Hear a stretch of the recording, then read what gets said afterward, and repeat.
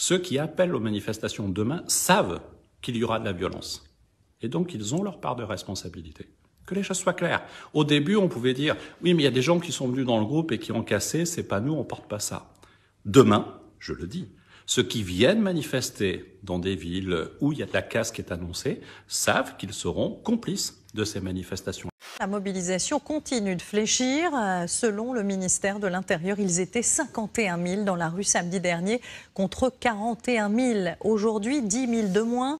On a un petit doute sur les chiffres du ministère de l'Intérieur quand même. On a toujours eu des doutes, on s'est toujours posé des questions parce qu'effectivement, même quand on commentait ici des samedis, tous les samedis précédents, et qu'on donnait des chiffres, qu'on relayait les chiffres qui nous étaient donnés par le ministère de l'Intérieur, on a toujours bien compris qu'il y avait beaucoup plus de monde que cela. Je suis pas sûr que minimiser le nombre de manifestants, ce soit une bonne chose.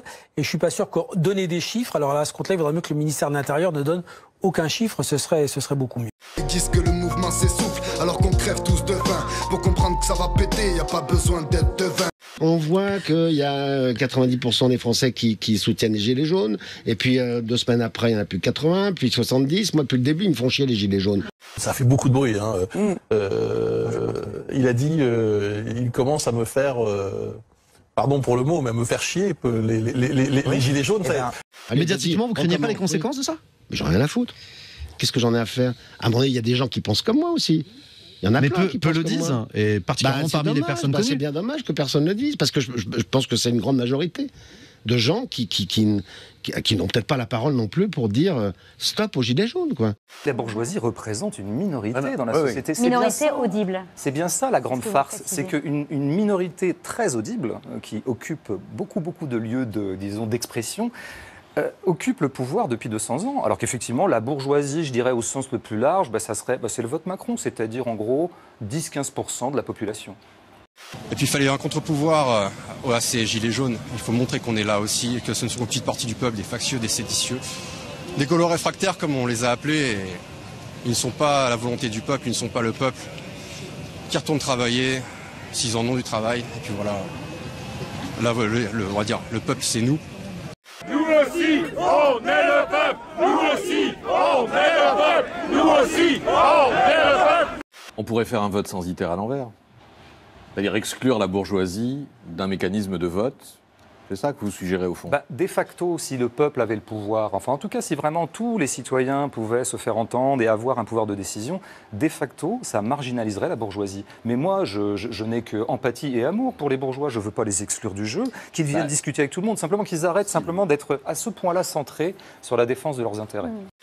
Non, c'est notre volonté au final qui sera respectée, leur volonté sera contrainte par la force s'il le faut, et de toute façon, à la fin, c'est l'État qui gagnera, c'est Macron qui gagnera, et c'est l'Union européenne qui gagnera. Vous pouvez me dire pourquoi vous êtes présent, vous, aujourd'hui?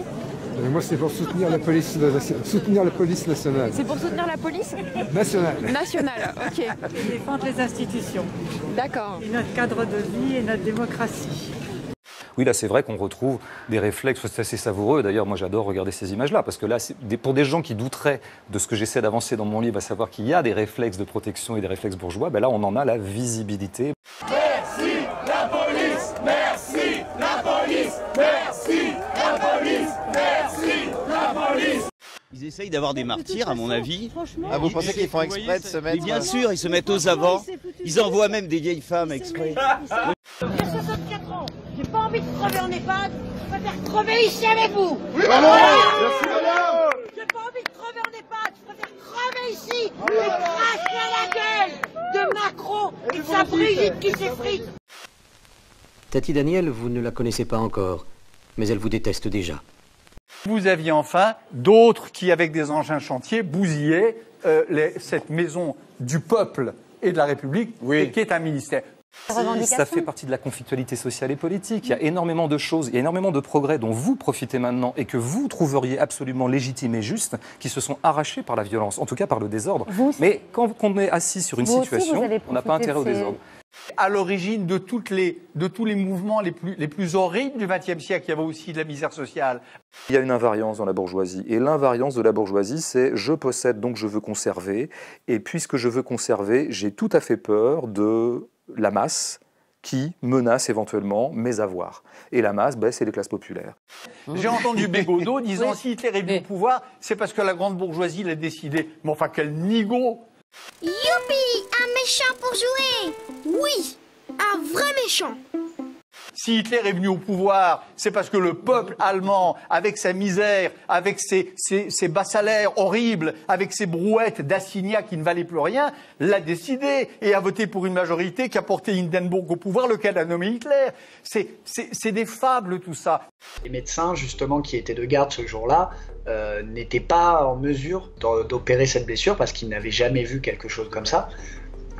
Ils ont même qualifié ça de blessure de guerre. J'ai été coupé, sectionné à peu près au niveau du poignet. Moi, je suis allé aux urgences d'un hôpital samedi dernier. J'ai vu des gilets jaunes qui avaient été tabassés. C'était des types, évidemment, du Rassemblement national. Évidemment. Qu'est-ce qui vous fait dire que c'est des gens d'extrême droite? Qu'est-ce qui vous fait dire ça? Parce que je les écoute, monsieur. Parce que comme je suis, justement, initié à la politique, je connais les méthodes de la sédition. C'est vraiment une ambiance de dictature et de terrorisme. Ah ouais, à ce point-là écoutez, je crois que les terroristes, ils font un peu ça. Hein. Ils barrent les routes avec des rondins, ils sont pas agréables, ils sont pas aimables. Il s'est pris une balle de caoutchouc dans l'œil. Le soir même, qu'est-ce qu'il a fait? Au lieu de rester chez lui, qu'est-ce qu'il a fait? Il s'est pris en photo comme un trophée. Non, mais il est à l'hôpital. Comme un trophée. Il était à l'hôpital. Comme un trophée. Si, je le dis. Il a mis son œil comme un trophée. C'est pas responsable. C'est exactement ce qu'ils veulent. Ils veulent discréditer la police. Ils veulent salir les forces de l'ordre. Ils veulent s'en prendre. C'est ma parole. C'est ma voix. C'est moi, c'est ma voix. Moi, je vous dis que tout ça, c'est des méthodes. C'est des méthodes subversives. Si on ne veut pas laisser la République aux salopards, c'est-à-dire aux islamistes dont on parlait tout à l'heure, ou aux populistes de droite ou aux populistes de gauche. C'est pas pour rien que l'insulte suprême pour la bourgeoisie contienne peuple dedans, et est un mot construit sur peuple. Je pense que là, il y a une vieille détestation du populaire qui s'exprime tout simplement à travers la haine du populisme ou le refus du populisme. Si on ne veut pas la laisser à ceux qui sont en train de faire alliance, y compris en France, Mélenchon et Le Pen, en gros, ou François Ruffin, si on ne veut pas laisser la République à ces gens-là, la seule sortie, elle est par le haut, et elle ressemble en effet à un pas en avant dans le sens de cette grande et belle idée européenne. Et cette idée européenne, selon vous, est mise en danger par ce mouvement des Gilets jaunes? Oui, mais pas que le mouvement des Gilets jaunes. Vous savez, des nationalistes, il y en a partout. Séditieux, des factions, on en voit dans tous les pays d'Europe. Mais l'Europe doit passer au-dessus de ça. L'Europe doit imposer sa volonté aux États et aux peuples des États en question. Où est la démocratie dans cette construction? Il n'y en a pas assez. Il n'y en a pas du tout. Il n'y en a pas assez. Mais il n'y en a pas du tout. Il n'y en a pas plus qu'en URSS. Il faut donc aller. Il n'y en a pas plus qu'en URSS. Il faut donc aller vers plus de démocratie et vers plus d'Europe. Parce que je pense que l'Europe, justement, a un pouvoir on va dire, un petit peu de contraindre les nations à faire des choses que les nations elles-mêmes ne seraient pas prêtes à faire, que les États des nations ne seraient pas prêts à faire, par peur du peuple, tout simplement. La question climatique, la question des réfugiés, la question du terrorisme, la question de l'argent fou. Non mais les grandes questions. La question de la résistance à l'impérialisme commercial chinois. Aucune nation européenne n'est capable, avec ses petites mains et ses petits bras, de traiter ces questions-là. Je suis désolé, mais Bernard-Henri Lévy est un, je ne sais pas comment le qualifier, on dit que c'est un philosophe, je pense qu'il est pas plus philosophe que je ne suis moine tibétain. Le seul bon espace, la seule bonne agora pour délibérer et décider là-dessus, que vous vouliez ou non, c'est cet espace continental que l'on appelle l'Europe. Seule l'Europe, seulement l'Europe pourra encore être le rempart à ces extrémistes. Et si on fait comme M. Salvini ou comme Mme Le Pen, si on décide de revenir à la petite agora démocratique, là je peux vous dire, alors vive les Chinois, vive Poutine, vive Erdogan et en avant pour l'islamisme radical. Salut Vlad, c'est quoi cette machine? Ça, Donald, c'est ma nouvelle machine à fabriquer les populistes. Vas-y, essaye.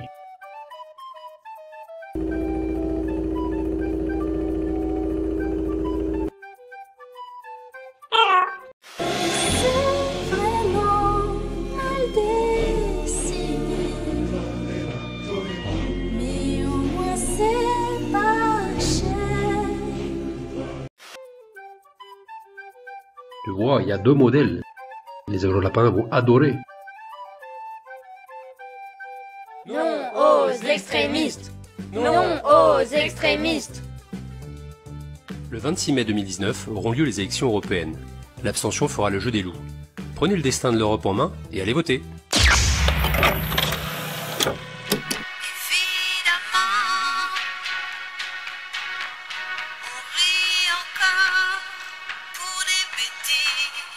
Comme des enfants.